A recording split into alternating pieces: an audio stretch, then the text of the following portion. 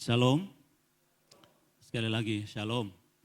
Ya, kita bersyukur kepada Tuhan, Allah kita yang berkenan untuk kita hari ini, semua ada di sini, baik kita mengikuti secara langsung ya dari rumah ibadah ini, dari gereja ini, ataupun dari tempat di mana kita mengikutinya secara online.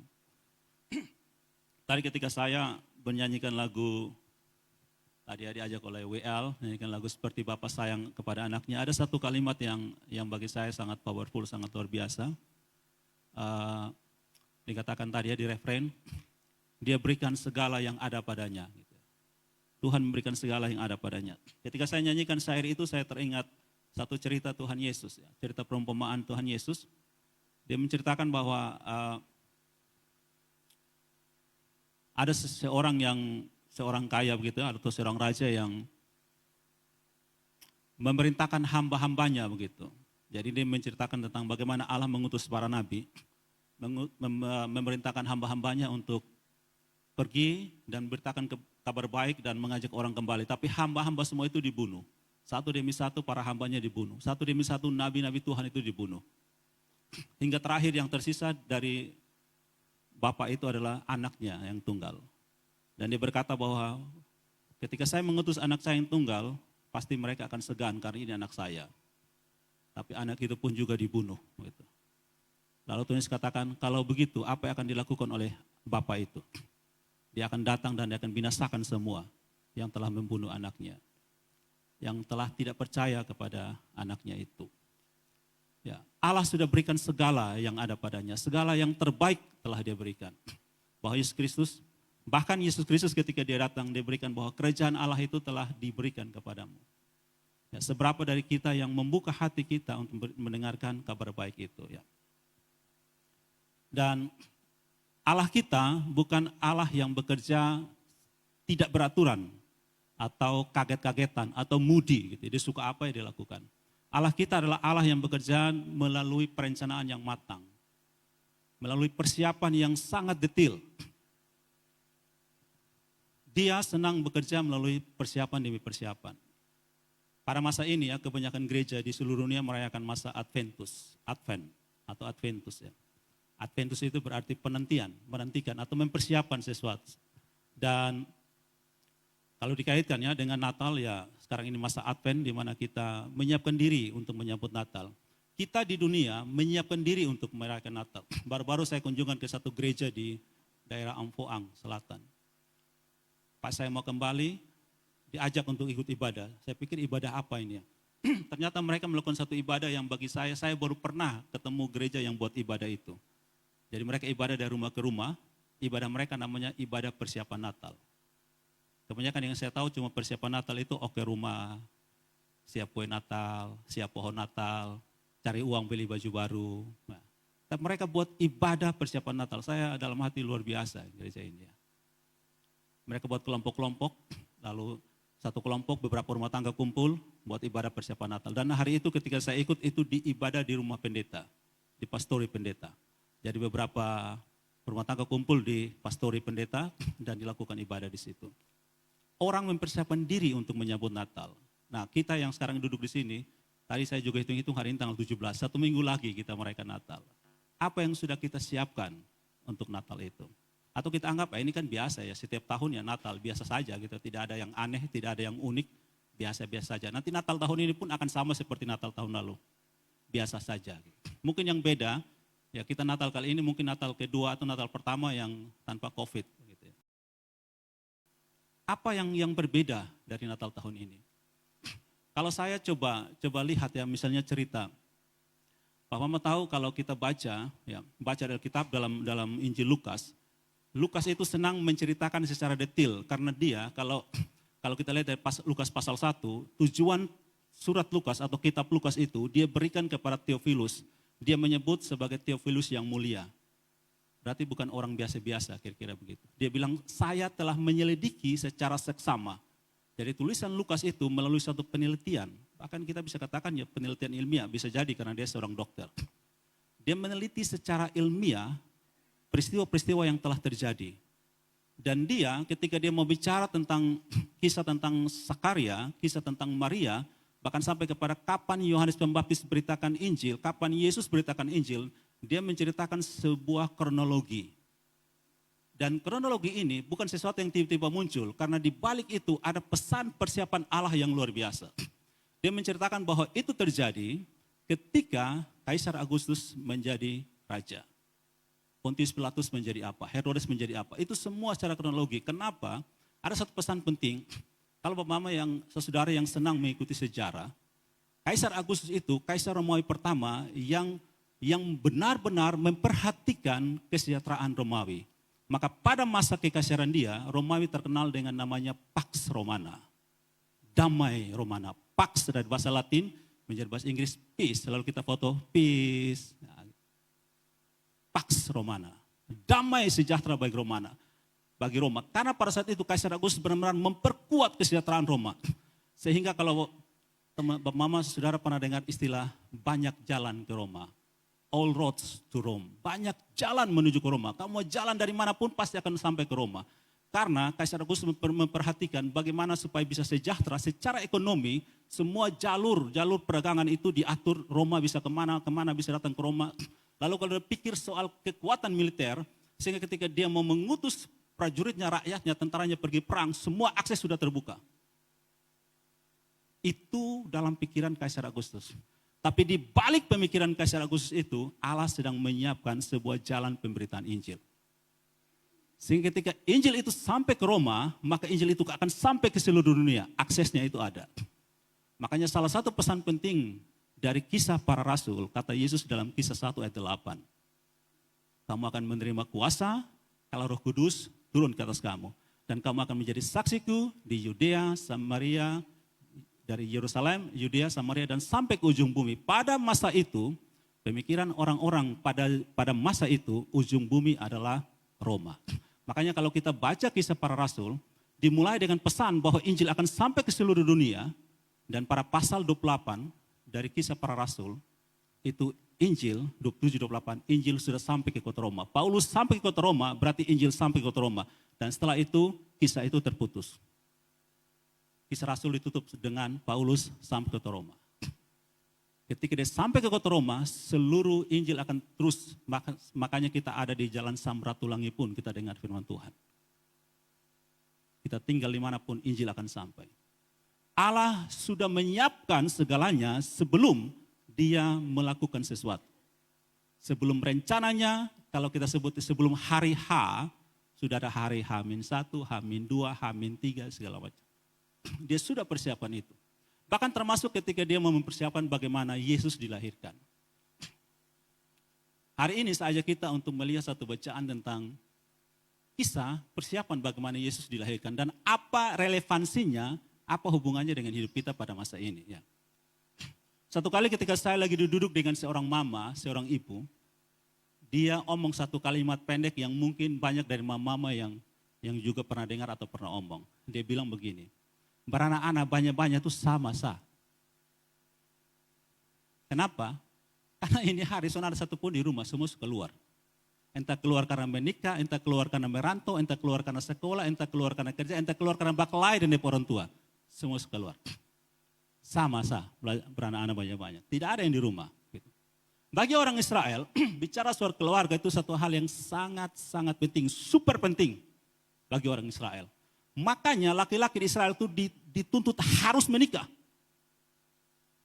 Di usia sekian harus menikah. Kalau sudah menikah, tidak cukup menikah, harus punya anak. Kalau tidak punya anak itu masalah besar bagi orang Israel. Kenapa? Ada beberapa alasan bagi orang Israel bahwa seorang anak harus, laki-laki khususnya harus menikah dan punya anak. Satu, masalah ekonomi. Masalah reproduksi, harus beranak. Masalah pendidikan, pemeliharaan, masalah militer, hukum, dan terlalu banyak alasan seorang anak laki-laki harus menikah dan harus punya anak. Kalau sekarang ini kita punya masa di mana ada satu ketakutan di dunia termasuk di beberapa negara, anak-anak muda sekarang itu tidak mau menikah. Kalau mau menikah pun tanpa komitmen. Sudah tidak mau menikah, kalau menikah tanpa komitmen itu seperti yang kita berdiri depan altar dan janji nikah. Dan sudah tanpa komitmen, tidak boleh melahirkan anak.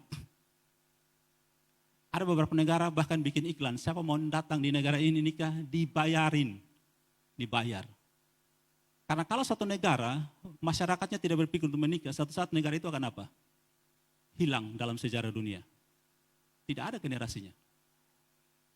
Orang Israel sudah kecil lagi dikepung oleh berbagai macam musuh, mereka harus menikah. Misalnya masalah ekonomi, seperti kalau kita mungkin kita terbawa dari pikiran mereka dulu, banyak anak banyak rezeki. Tapi sekarang mau bilang ada banyak-banyak sama-sama gitu ya. Yang kedua misalnya masalah keamanan, mereka dikepung, mereka harus berperang, siapa mau pergi berperang kalau tidak ada mau menikah. Kalau kita lihat dari sisi firman Tuhan, kenapa orang Israel, karena mereka hidup di bawah aturan hukum Taurat firman Tuhan, kenapa mereka harus menikah? Laki-laki harus menikah. Yang pertama, memenuhi kebutuhan emosional. Apa yang Tuhan katakan ketika dia mau jadikan Hawa bagi Adam, dia bilang bahwa tidak baik kalau manusia seorang diri saja. Manusia butuh dipenuhi kebutuhan emosionalnya, khususnya laki-laki. Dan memang ada tugas yang harus dikerjakan. Ada kerja yang harus dikerjakan. Yang kedua tujuan sosial, beranak cucu, bertambah banyak penuhi bumi. Karena pada masa itu bumi orangnya masih sedikit, harus beranak cucu, harus banyak. Gitu. Ada beberapa orang yang beralasan kenapa tidak mau menikah dan punya anak, karena dia bilang memang dulu itu jumlah populasi manusia masih sedikit ya, beranak banyak-banyak begitu. Tapi sekarang sudah terlalu banyak, beranak bikin tambah masalah gitu ya. Nah, yang ketiga, mencegah imoralitas. Menurut 1 Korintus 2 ayat 7, laki-laki harus menikah supaya dia jangan jatuh dalam dosa percabulan. Yang keempat, penuhi kebutuhan rohani. Menurut Efesus 5 ayat 2-23, suami istri mengalami kepenuhan di dalam Kristus. Itu beberapa alasan sehingga laki-laki pada masa itu harus menikah. Apalagi orang Yahudi dengan paham patriarknya, kebapaan, peran laki-laki itu sangat dominan. Nah dari kita lihat dari sekilas cerita ini, tadi saya katakan ada kaitannya dengan kisah Advent, penantian kelahiran Kristus. Kalau kita tahu cerita Zakaria dan Elizabeth, Elizabeth punya masalah yang serius dalam hal ini karena dia tidak melahirkan. Ada tekanan sosial yang dialami. Makanya ketika diberitakan kepada dia bahwa melalui Zakaria tentunya suaminya bahwa mereka akan punya anak, dalam Lukas 1 ayat 24, Elizabeth ketika dia tahu dia mengandung 5 bulan dia mengurung diri di kamar. Kita bayangkan seorang nenek-nenek, dia tidak tahu umur berapa ya, tapi dibilang mereka sudah tua, mungkin sudah lanjut usia. Nenek-nenek tiba-tiba, coba kita lihat di kita punya kampung, kita punya RT RW, tiba-tiba satu nenek yang hamil. Orang bilang apa? Kalau dia lolos dari cerita selingkuh, su nenek juga masih apa segala macam ya. Tiba-tiba mengandung. Heboh, satu kampung heboh, tekanan sosialnya tinggi. Tetapi dalam Lukas 1 ayat 24 dikatakan, dalam 24 dikatakan dia mengurung diri selama 5 bulan. Lalu ayat 25, Lukas 1 25 dikatakan, inilah suatu perbuatan Tuhan bagiku dan sekarang ia berkenan menghapuskan aibku di depan orang. Ada satu tekanan sosial yang tinggi bagi dia. Bayangkan puluhan tahun dia hidup di bawah tekanan yang tinggi. Contoh saya coba ini jomblo-jomblo yang sudah umur 30-an. Kalau kita ketemu orang tua atau teman dekat atau mungkin teman yang mungkin ya teman sekolah yang sudah lama tanya, kerja di mana, betul ya? Itu apa? Anak seberapa? Jangan pikir anak nikah sebelum, karena belum nikah. Ya itu sekarang ceritakan panjang lebar dan kita akan dibawa tekanan. Kalau kita tidak beres dengan hal-hal yang simpel seperti ini, kita hidup berat. Yang simpel saja kita tidak bisa untuk kuat menghadapi hal itu, apalagi hal yang berat yang lebih dari hal itu. Elizabeth punya tekanan selama puluhan tahun. Apalagi dia itu bukan istri orang biasa-biasa, istri seorang imam. Tekanannya luar biasa. Sekarang saja sudah ribuan tahun ke sekarang saja tekanan begitu berat, apalagi di masa itu. Yang laki-laki harus menikah dan menikah harus punya anak. Selain masalah gengsi, prestise, masalah kehidupan sosial gitu. Sangat berat. Nah, dari tujuan tadi yang saya sebut 4 tujuan, orang Israel harus menikah, kebutuhan emosional, tujuan sosial dan lain-lain. Mungkin bagi Zakaria itu cerita Elizabeth. Bagi Zakaria Mungkin kebutuhan emosionalnya tercukupi, tetapi dia punya tekanan sosial sama seperti Elizabeth, dia tidak punya anak. Coba kira-kira para imam berkumpul, biasanya kalau bapak-bapak berkumpul cerita apa? Atau opa-oma, opa kalau berkumpul cerita apa? Cerita cucu toh. Nah, Elizabeth tidak punya, dan Zakaria itu tidak punya anak, tidak punya cucu. Tekanannya luar biasa. Kira-kira dia dibully seperti apa? Sangat berat. Bagi para imam ada aturan dalam pernikahan. Menurut kitab imamat, aturan yang pertama, seorang imam harus menikah dengan seorang perawan. Itu aturannya. Yang kedua, tidak boleh mengawini seorang janda. Yang ketiga, tidak boleh tinggal bersama dengan janda bahkan tanpa pernikahan. Dan semua aturan ini Zakaria penuhi.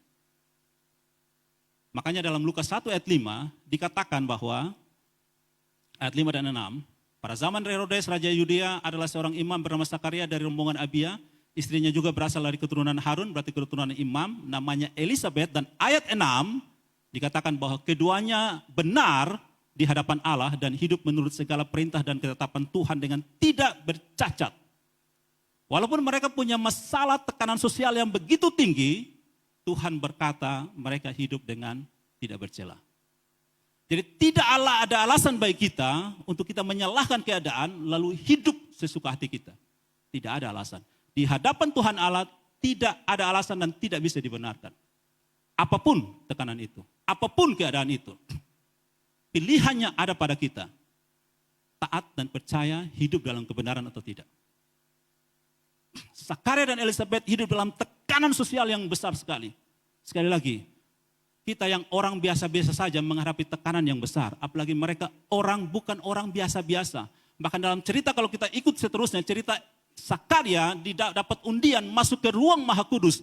Orang yang masuk ke ruang Maha Kudus bukan orang sembarangan. Tekanannya berat sekali, tapi mereka tetap memilih hidup dengan tidak bercela di hadapan Tuhan. Hidup dengan setia di hadapan Allah. Sekarang bagaimana dengan kita ada di sini? Apa pilihan kita? Coba kita pikir-pikir, ketika kita lagi duduk di sini, kita punya masalah apa? Masalah pribadi, temperamen, karakter kita, masalah kerja, masalah pelayanan, masalah keluarga, masalah apapun. Lalu apa pilihan kita? Apakah demi masalah dan tekanan itu lalu kita membenarkan perbuatan kita yang tidak benar? Atau kita tetap memilih ikut Tuhan? Ada cerita yang spektakuler dari iman Hananya, Misael, dan Asaria, Sadrak, Mesal, Abednego. Ketika mereka menghadapi tekanan yang besar dari Nebukadnezar, sembah patung itu atau mati dibakar. Apa pilihan mereka? Kalau Allah yang kami sembah, terjemahan Indonesia itu dikatakan sanggup, tapi terjemahan yang lebih tepat, mau. Kalau Allah yang kami sembah mau menolong kami, maka dia akan tolong kami saat ini. Tapi kalau dia tidak mau, karena Allah pasti sanggup menolong. Tapi kalau dia tidak mau, kami tetap tidak akan menyembah dewa itu. Kami tetap memilih taat kepada Allah kami. Tidak ada alasan untuk membenarkan perbuatan kita karena tekanan keadaan. Tidak ada alasan. Alkitab tidak mengajarkan membenarkan itu. Mungkin di dunia sana, orang luar sana membenarkan, tapi Alkitab tidak. Sekarang pilihan di kita, mau ikut kata dunia atau ikut kata firman Tuhan. Alkitab juga mengajarkan pada masa itu, kalau kita baca di dalam Alkitab, ada satu tradisi di dalam orang Yahudi yang pada saat ini mungkin tidak banyak dari kita terima, apalagi di kalangan kekristenan. Yaitu pernikahan poligami dan levirat. Pernikahan poligami tentunya kita sudah tahu. Dan dalam Alkitab banyak orang-orang tanda kutip penting, banyak tokoh-tokoh Alkitab yang memilih poligami. Betul ya? Mulai dari siapa? Siapa orang pertama dari Alkitab yang pilih poligami? Lamek. Lamek itu punya 2 istri, Ada dan Zila. Lalu turun kepada siapa? Abraham. Yakub berpoligami. Yang uniknya, Allah kita disebut Allah Abraham, Ishak, Yakub. Abraham memilih poligami. Betul ya? Abraham punya berapa istri? Setengah, 1, 2, 1,5, 2, 2,5, 3, 3,5. Abraham punya 3 istri. Yang pertama namanya Sarai, yang kedua namanya Hagar, yang ketiga namanya Ketura. Setelah Sarai mati, dia kubur Sarah, kira-kira di umur 100 tahun, karena Ishak lahir ketika di umur 100 tahun. Puluhan tahun kemudian Sarah mati, dia kubur, lalu umur 100 tahun lebih, dia menikah lagi dengan Ketura, dan punya sekian anak. Daud berpoligami. Pada masa itu hal yang biasa. Kalau kita, mungkin coba tiba-tiba ada pendeta yang khotbah sini, dia poligami, kita terima atau tidak? Heboh. Dan itu hal yang biasa. Abraham, Ishak, Yakub, tapi Ishak dia memilih untuk tidak berpoligami. Dia setia kepada Ribka sampai semasa hidupnya. Sampai Ribka mati, dia tidak menikah lagi.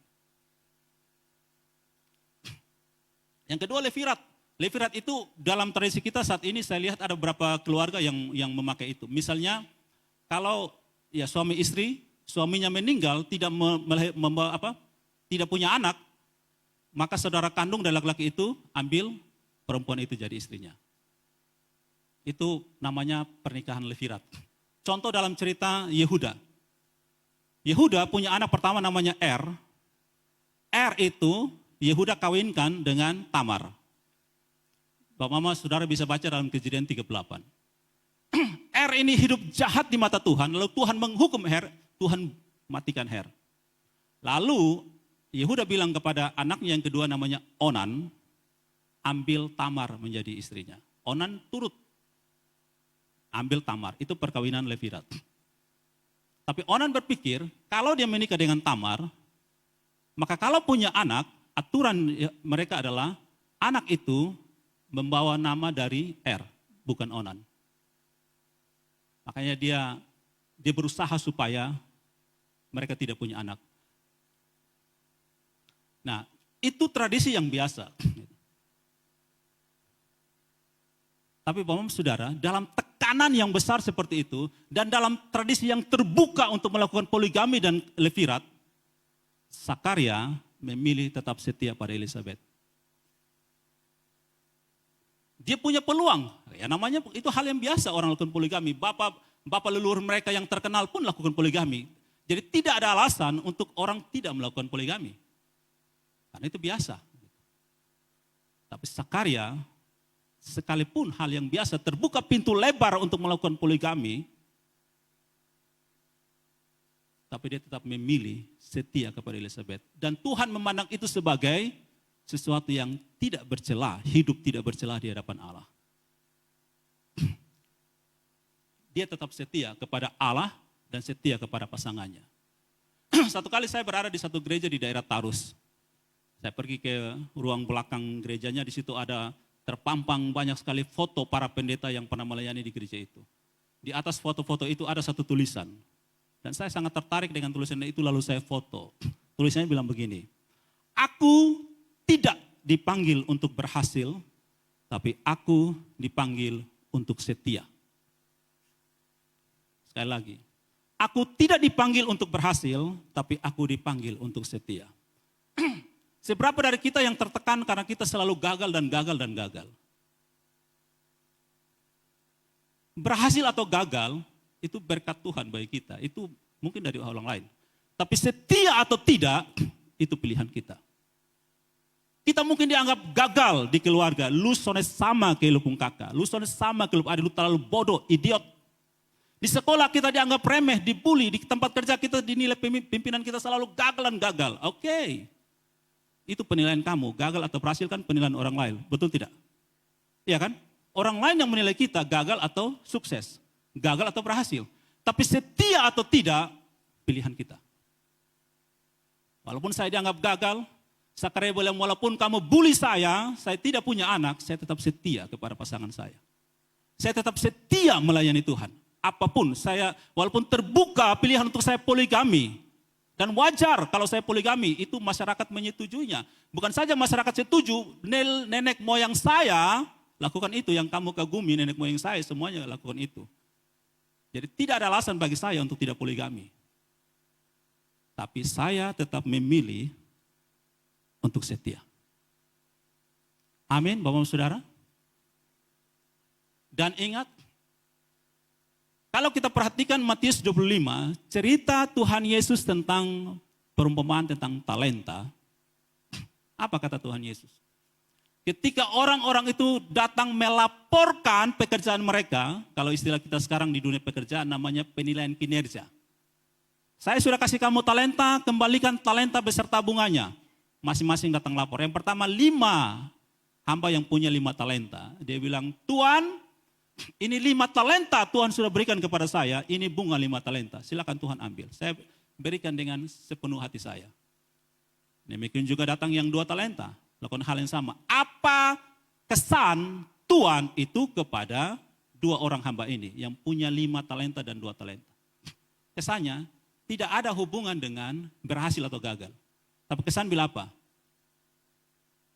Baik sekali, baik itu penilaian apa? Baik sekali perbuatanmu, hai hambaku, yang baik dan setia. Engkau telah setia dalam pekerjaan kecil, aku akan setia berikan kepadamu perkara-perkara besar. Masuklah dan turutlah ke dalam kebahagiaan Tuhanmu. Ketika hamba yang punya 1 talenta, dia datang berikan talenta itu. Dia bilang, engkau Tuhan yang jahat. Kau menuai di tempat di mana kamu tidak menabur. Saya takut, makanya saya sembunyikan talenta saya. Lalu apa kesan Tuhan itu? Apa penilaian kinerja Tuhan itu kepada hamba yang punya 1 talenta? Dia bilang, engkau hamba yang jahat dan malas. Dia tidak bicara soal gagal atau berhasil. Jahat, malas, baik, setia. Penilaian Tuhan kepada kita bukan kamu seberapa berhasil. Kamu punya pangkat apa? Kamu kerja naik pangkat sampai berapa? Kamu punya golongan sampai berapa? Kamu punya rumah mewah berapa? Kamu punya auto berapa? Tidak ada berkaitan dengan itu. Dan Yesus sangat setuju, makanya dia bilang begini, jangan khawatir soal apa yang kau makan, minum, pakai. Tapi kejarlah kerajaan Allah dan kebenarannya. Semuanya itu akan ditambahkan kepadamu.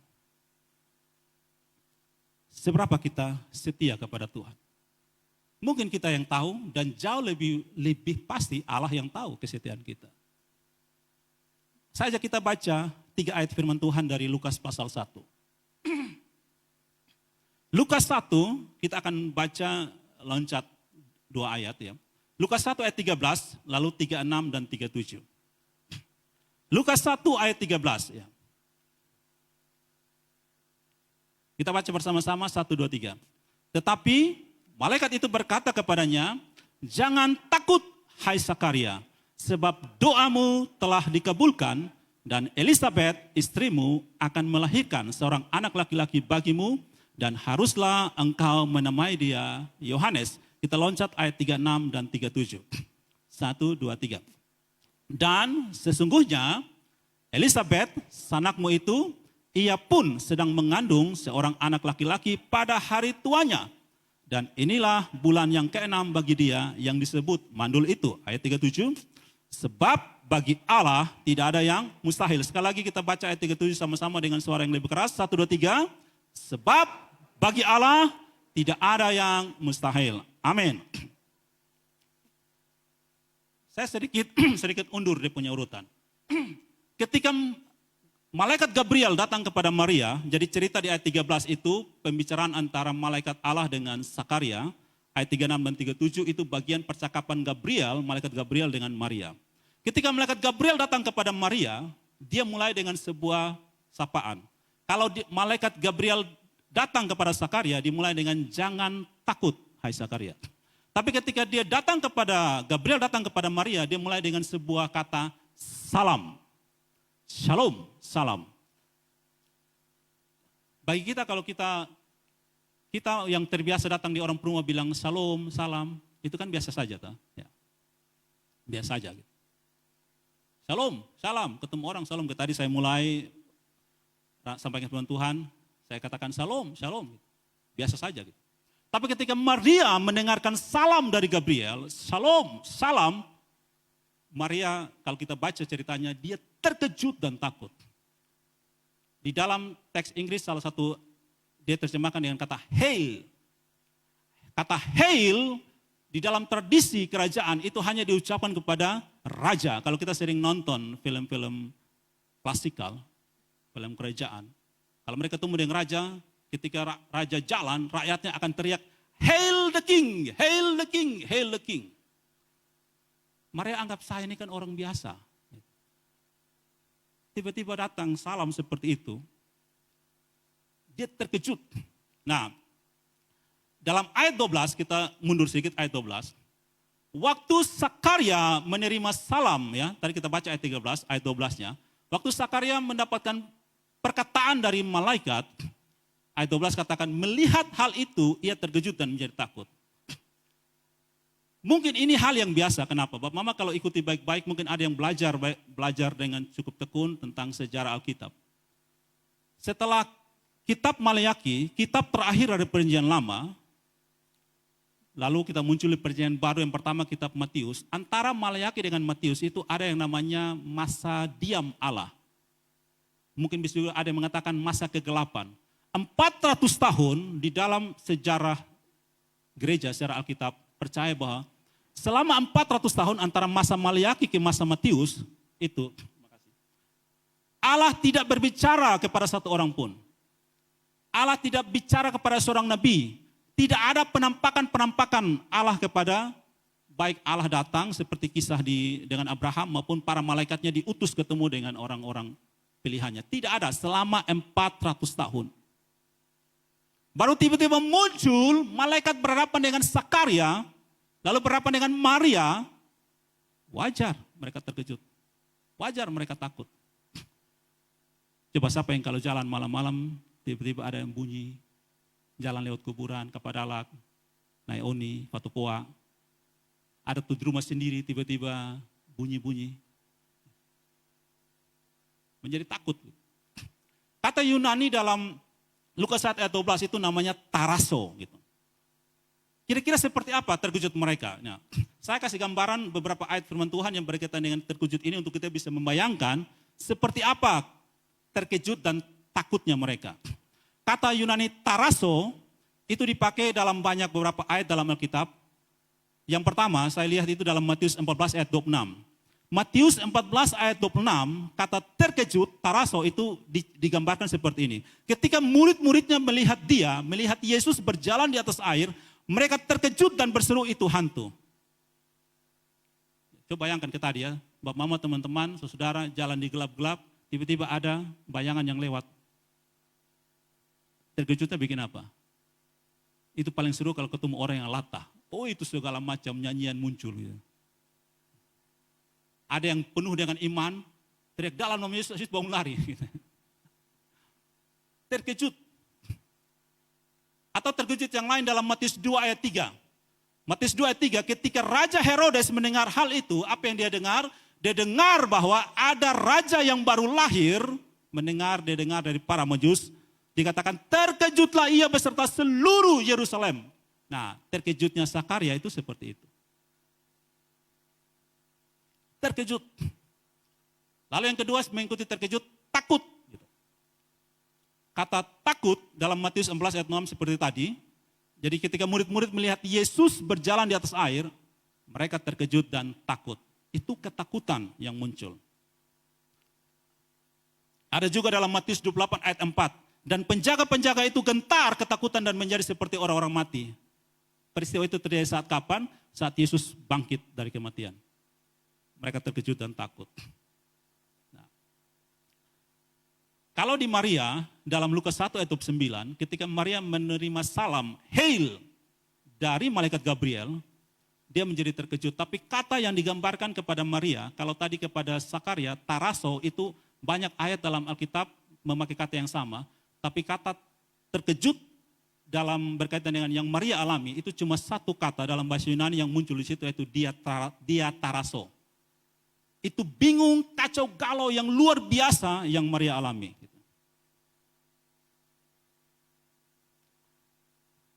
Nah, sekarang kita lihat bagaimana keadaan percakapan antara Gabriel dan Sakaria.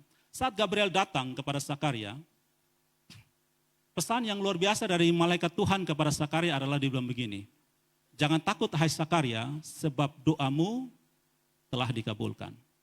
Bapak Mama Saudara, waktu malaikat datang kepada Sakaria, Sakaria tidak sedang duduk diam-diam di kamar dan saat teduh doa pribadi. Bukan. Atau dia sedang penuh dengan pergumulan dan diam-diam sendiri berdoa, tidak.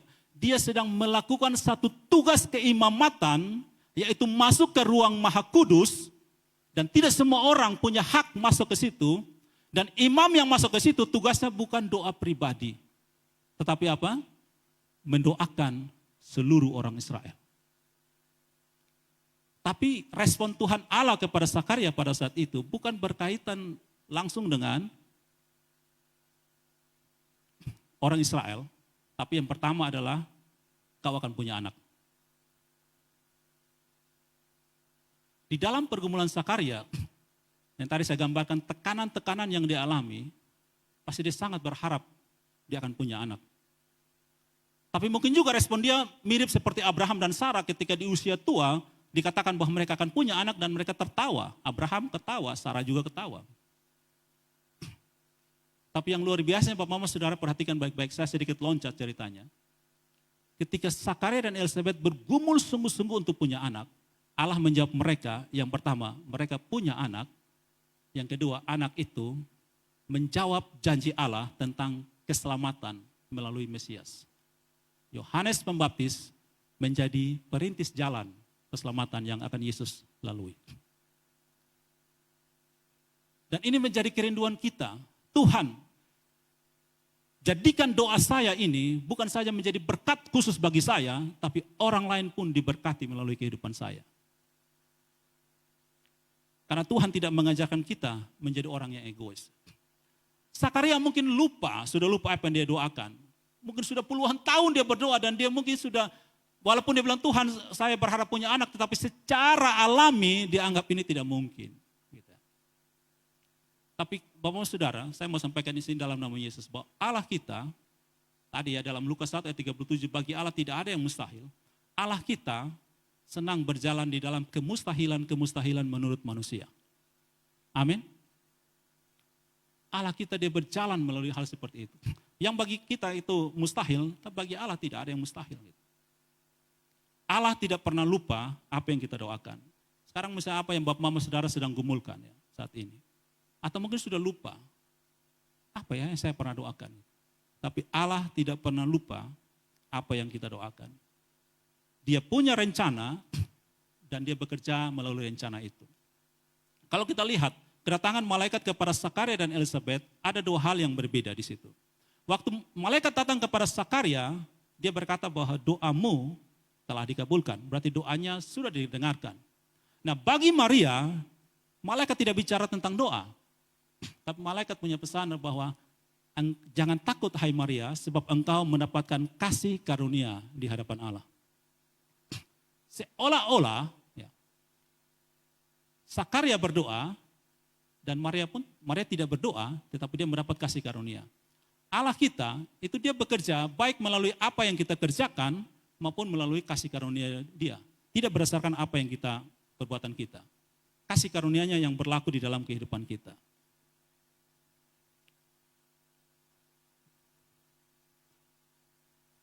Kalau Bapak Mama Saudara kita ikuti ya, dalam pergumulan hidup Maria, saat itu Maria sedang bertunangan dengan Yusuf. Ya mungkin ya, bagi kita mungkin ya, kita yang sudah pernah melewati masa pernikahan atau kita yang sedang bergumul untuk menikah atau sedang menuju bertunangan dan menuju pada pernikahan. Ya, mungkin doa yang kita naikkan doa untuk mau menikah. Atau yang belum punya pasangan lagi berdoa untuk bergumul untuk punya pasangan hidup yang takut akan Tuhan. Ada hal-hal yang kita doakan. Tetapi yang luar biasanya, seperti Sakaria, Allah menjawab doa dia punya anak, tetapi anaknya itu punya dampak besar bagi kekekalan. Allah bekerja melalui manusia, Allah mendatangkan Mesias. Bagi Maria pun, dia bergumul untuk segera menikah, dia sedang masa bertunangan, pasti dia punya doa tentang persiapan-persiapan pernikahannya, tapi Allah menjawab dengan berikan kepada dia tunangan itu, Yusuf, janji Allah digenapi. Dan ini menjadi kerinduan kita semua, Bapak-Bapak Saudara. Melalui kehidupan pribadi kita, maupun melalui keluarga kita, melalui pekerjaan kita, melalui pelayanan kita, bukan saja diri kita yang kita urus. Kita tidak hidup secara egois, tetapi Allah bekerja melalui itu untuk kerajaannya. Allah kita senang bekerja melalui hidup kita untuk menggenapkan janjinya, untuk kekekalan. Nah sekarang coba kita pikir Bapak-Bapak Saudara.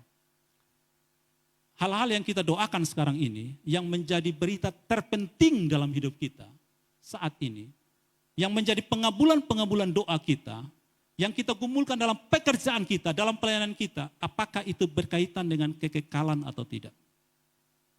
Kalau itu tidak berkaitan dengan kekekalan, saya pastikan dalam nama Tuhan Yesus, Bapak Saudara akan kecewa.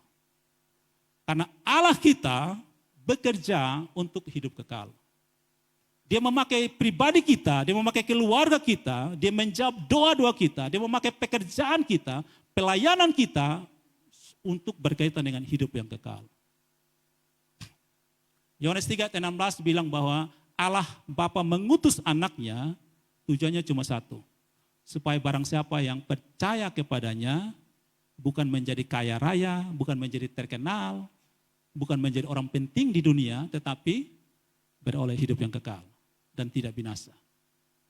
Allah bekerja untuk kekekalan. Sekarang kita nanti bisa berefleksi, bisa evaluasi hidup kita saat ini. Apa yang paling penting yang kita doakan sekarang ini? Apa yang paling kita gumuli sekarang ini? Berkaitan dengan kekekalan atau tidak? Kalau tidak, saya pastikan kita akan kecewa. Inkarnasi Allah dalam Yesus Kristus, Allah menjadi manusia. Yohanes 1 ayat 14 berkata bahwa, Yohanes 1 ayat 14 berkata, firman itu telah menjadi manusia, inkarn, menjadi daging, menjadi manusia dan diam di antara kita. Tujuannya adalah supaya kita dibawa kepada kekekalan. Saya sampai pada penutup. Lukas 1 ayat 36, malaikat Gabriel bilang kepada Maria, Lukas 1 ayat 36, dan sesungguhnya Elisabeth sanakmu itu, ia pun sedang mengandung seorang anak laki-laki pada hari tuanya, dan inilah bulan yang ke-6 bagi dia, yang disebut mandul itu. Ada dua hal penting, seperti tadi saya sudah sampaikan di atas. Malaikat Gabriel bicara kepada Maria, ada dua hal penting. Ya. Di hari tuanya Elisabeth punya anak, dan dia dulu disebut mandul. Sesuatu yang tidak mungkin. Tapi bagi Allah tidak ada yang mustahil. Makanya ayat 37, malaikat Gabriel sudah menegaskan di hari tua dan mandul. Coba hari tua tapi tidak mandul ya masuk akal. Memang karena dia tidak mandul. Tapi sudah hari tua, mandul. Makanya ayat 37, Gabriel bilang, sebab bagi Allah tidak ada yang mustahil. Nah, apa pentingnya berita ini bagi Maria? Saya sampaikan di sini untuk kita mungkin menjadi perenungan kita pribadi dan kita bawa pulang setelah keluar dari gereja ini dan kita renungkan sungguh-sungguh berita terpenting dari Allah bagi kita. Kenapa berita ini penting untuk Maria dengar? Pasti penting, makanya Allah bilang kepada Gabriel, sampaikan pesan ini kepada Maria. Yang pertama, memang Maria setelah ayat 37, Maria beri respon kepada malaikat Gabriel, kepada Allah, dia bilang, aku ini hamba Tuhan. Jadi padaku menurut perkataanmu. Oke, dia dapat penguatan dari Tuhan Allah, tetapi sebagai manusia, Maria butuh penguatan. Maria butuh teman seperjalanan. Maria butuh orang yang bisa berjalan dengan dia melewati masalah ini. Coba mama bayangkan, saudara bayangkan, kalau mama saudara sedang punya masalah yang serius, sedang stres, menuju depresi, mungkin ada berpikir mau bunuh diri. Lalu ketika berpikir tertekan seperti itu, tidak ada satu orang pun yang menemani kita. Suami kita ejek kita, istri kita ejek kita, anak-anak kita ejek kita. Seperti kisah Ayub, bahkan istrinya, anak-anak sudah mati. Budak-budaknya banyak sudah mati, tinggal istrinya saja dan istri bilang, kutuklah Allahmu dan mati sudah. Seberapa stres kita. Maria, walaupun dia sudah bilang, saya hamba Tuhan, jadi pada saya menurut perkataanmu. Tapi dia tidak mengurung diri.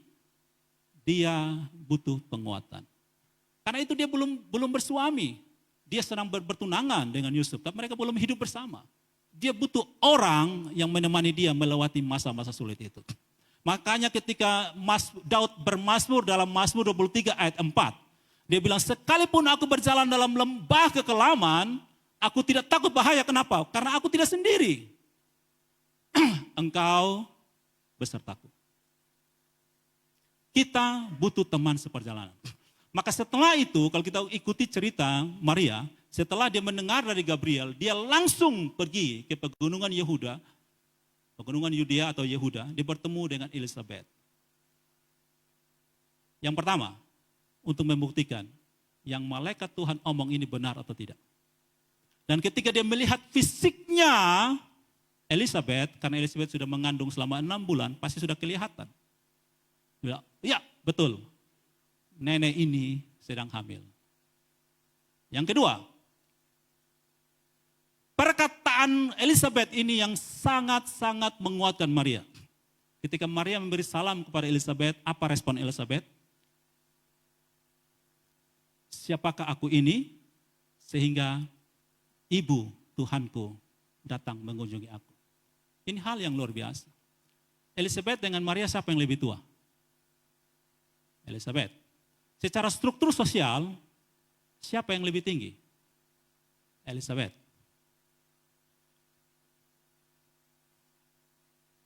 Mungkin juga Zakaria dan Elizabeth, ketika mereka sedang bergumul untuk punya anak, dan di masa tua melalui mujizat Tuhan, melalui keajaiban, mereka bisa punya anak. Mungkin saja karena mereka sedang menantikan Mesias, secara naluri alami, mereka berharap anak mereka ini adalah Mesias itu. Karena mereka menanti ribuan tahun kapan Mesias itu datang. Tetapi ketika dia berhadapan dengan Maria, di dalam roh, kerja Roh Kudus, dia mengakui anak muda ini yang belum punya suami, yang belum menikah dan hidup bersama. Di dalam rahimnya ada anak Allah di situ. Bukti kerendahan hati yang luar biasa. Dan kelihatannya pesan ini Zakaria dan Elizabeth sampaikan kepada Yohanes. Maka ketika orang bertanya kepada Yohanes waktu dia melayani di Sungai Yordan, apakah engkau Mesias? Apa jawab Yohanes Pembaptis? Aku bukan Mesias. Dia yang lebih besar dari aku, yang membuka tali kasutnya pun aku tidak layak, dia sedang datang. Kalau Bapak Mama Saudara, Tuhan mempercayakan satu pekerjaan kepada kita, dia sudah siapkan jalan bagi kita. Dia siapkan orang-orang untuk berjalan bersama-sama dengan kita. Kalau kita dicobai, 1 Korintus 10 ayat 13 menjamin, pencobaan yang kita alami itu pencobaan biasa dan tidak melebihi kekuatan kita. Tetapi kalau kita menghadapi ujian dari Tuhan Allah, ujian itu sering melampaui kekuatan kita. Dan kita merasa Tuhan saya tidak sanggup. Zakaria dan Maria, Zakaria, Elizabeth dan Maria, mereka menghadapi kepercayaan Tuhan yang besar yang mereka sendiri tidak sanggup. Tetapi mereka belajar untuk taat kepada Tuhan yang sudah mempercayakan semua itu. Bagian yang paling terakhir satu hal dari penutup ini. Allah telah sediakan jalan bagi kita. Melalui orang-orang di sekitar kita, Tuhan percayakan kita itu ditanam di dalam komunitas yang baik. Misalnya gereja, keluarga, komunitas-komunitas yang lain.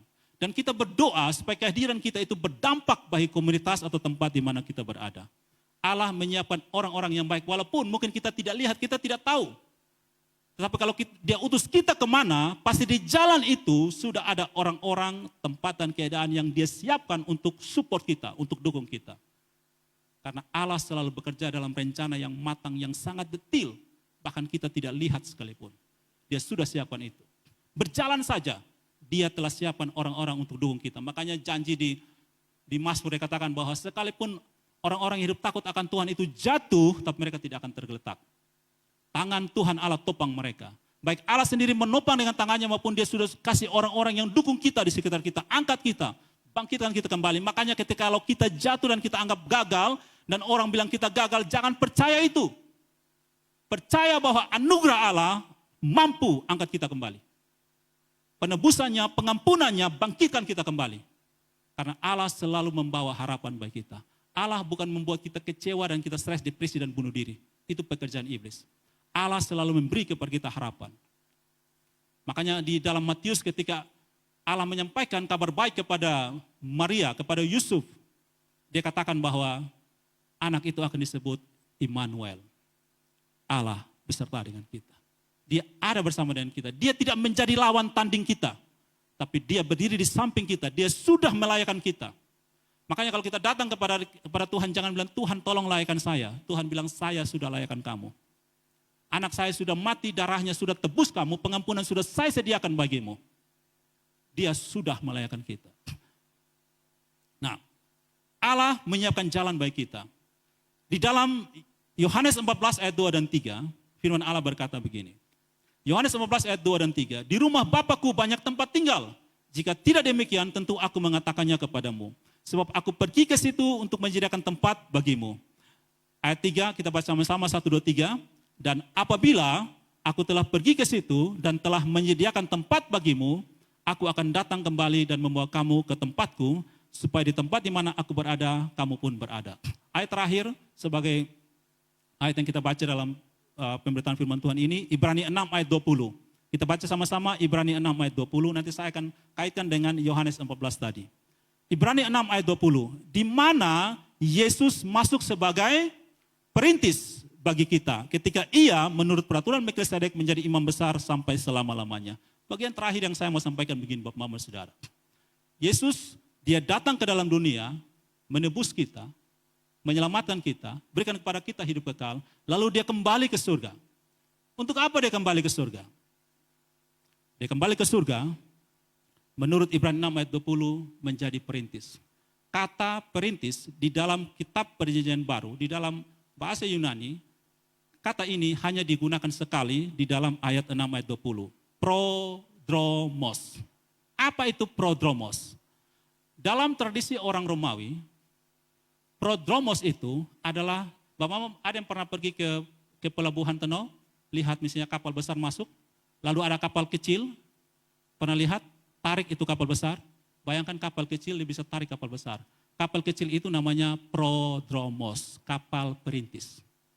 Nah, perintis itu adalah prodromos, adalah orang tentara Romawi yang misalnya ketika ada orang besar mau masuk, ada raja mau masuk, ada VVIP, very very important people, ada orang yang sangat penting mau masuk, maka dia akan lari sekencang-kencangnya lalu dia teriak, ada misalnya bangkit berdiri, berikan salam, ada orang penting mau masuk, ayo semua sambut orang penting mau masuk. Itu kerja prodromos.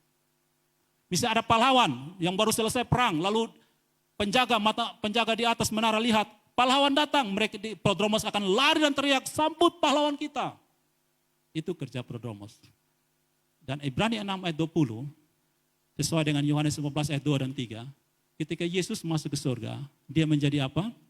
Prodromos. Dia katakan kepada seluruh kerajaan surga, siap sedia, ada orang penting mau masuk. Siapa orang penting itu? Siapakah dia orang penting itu? Menurut Yohanes 15 ayat 3, setelah aku pergi ke situ, aku akan menyiapkan tempat bagimu, lalu aku akan membawa kamu ke tempatku, supaya di tempat di mana aku berada, kamu pun berada. Kitalah di dalam kasih karunia Allah, di dalam anugerah Allah, kita orang-orang penting yang akan masuk ke kerajaan Allah itu. Biasanya Bapak Mama Saudara, kalau kita buat acara, yang datang terakhir di acara itu orang biasa atau orang penting? Ya? Orang penting. Yang nanti misalnya tuan rumah, dia mau pulang rumah, dia telepon dia punya pembantu rumah bikin apa? Yang harus siapkan rumah tuh tuan rumah bilang, halo pembantu silakan pulang besok siapkan makan minum bagi kamu. Kan tidak kan? Dia akan telepon tolong siapkan semua, atur, betul mau pulang, mau makan, mau istirahat. Orang penting biasanya datang dari belakang. Kita bukan orang penting sebenarnya, tetapi karena darah Kristus, karena kasih karunia Allah, kita dijadikan penting, kita dijadikan berharga. Kita bukan orang-orang berharga, kita ini orang berdosa, pantas dihukum mati. Tapi karena kasih karunia Allah, kita dibuat berharga. Itulah yang menjadi dasar kebanggaan kita. Makanya dalam tulisannya Paulus bilang dalam firman Allah katakan, kalaupun kamu mau berbangga, dia bilang jangan berbangga, jangan sombong. Kalaupun kamu mau berbangga, berbanggalah di hadapan Allah karena kasih karunia-Nya. Kasih karunia Allah membuat kita berharga. Zakaria, Elizabeth, Maria itu orang-orang yang tertekan secara sosial. Mereka hidup penuh tekanan yang luar biasa. Bahkan Maria ketika menerima kabar baik itu, ancamannya mati kalau kita bisa pelajari tentang aturan di Israel. Tapi karena kasih karunia Allah, mereka dipelihara. Biarlah kita mulai hari ini, kita belajar untuk menghargai kasih karunia.